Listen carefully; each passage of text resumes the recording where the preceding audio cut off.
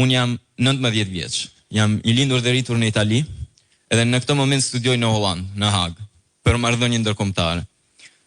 Unë vi nga një familje persekutuar, në Tepelena. Kur u kthem në Shqipëri, normalisht unë vete tek gjyqja ime. Edhe shoh në sytë e saj një dhimbje 40 vjeçare.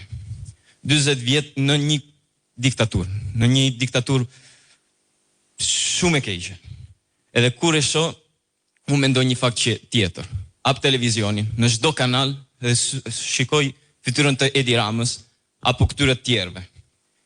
Edhe çfarë shoh është një gjë, që këta janë të bitët e njëjtëve person. As nuk kanë hapur dosjet, as nuk kanë thënë gjë për historinë. Hap librat e shkollës në Shqipëri edhe ti mund të lexosh atë që thoshte Enver Hoxha. Ne kemi nevojë për vlera konservatore. Vlerat konservatore janë diferent në ato të majta sepse janë vlera shpirtërore. Nuk bazohen në kohën, nuk janë materiale. Ne besimin e kemi tek Zoti, nuk e kemi te paraja. Kjo është konservatorizmi. Edhe atë që mendoj është që ne kemi shumë figura në historinë tonë. Unë mendoj që duhet të jetë mision si të Partisë Demokratike edhe të Departamentit Bregën të krijojmë një konservatorizëm shqiptar.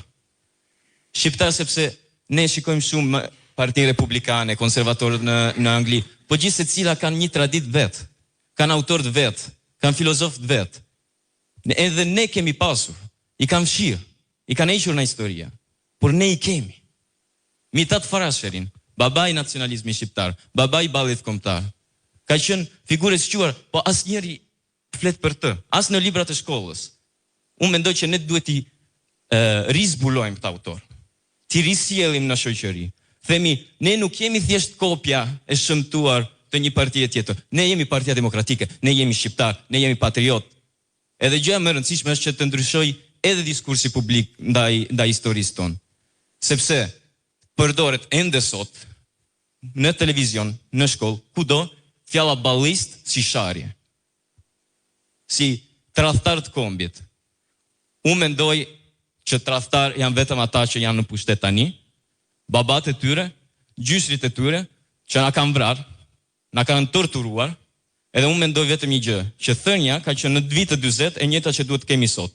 Shqipëria shqiptarëve, vdekje tradhtarëve.